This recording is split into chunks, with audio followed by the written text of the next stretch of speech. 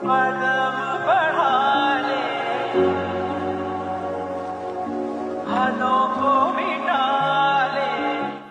তোদের সাথে একটা কথা বলি, মানুষ গরিব হলে যতটা কষ্ট পায় তার থেকে বেশি কষ্ট পায় যখন মানুষ তাকে সবার সামনে ছোট করে।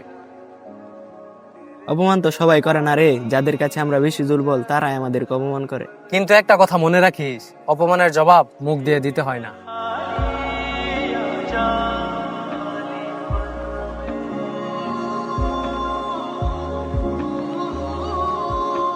তুই কি করবি জীবনে? তোদের দিয়ে কিচ্ছু হবে না, শুধু বড় বড় কথা বলিস।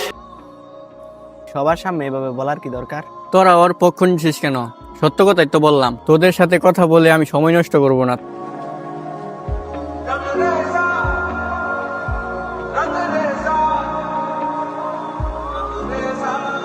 কিছু বললি না কেন?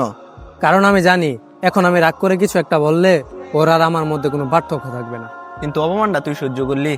আজকে সহ্য করলাম, কিন্তু এই অপমানটা একদিন আমার সব থেকে বড় জবাব হবে। সবাই যখন তোকে ছোট করবে তখন অন্তত আমি আর মুক্তাদি তোর পাশে থাকবো।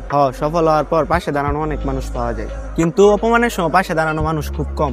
অপমানের জবাব সবসময় কথাই দিতে হয় না, কিছু অপমান চুপচাপ সহ্য করে যেতে হয়। কারণ সময় যখন বদলায় তখন মুখের জবাবের চেয়ে নিজের প্রমাণ করার জবাবটাই সবচেয়ে বড়। যে আজ তোমাকে ছোট করছে কাল সেই হয়তো তোমার উদাহরণ দেবে।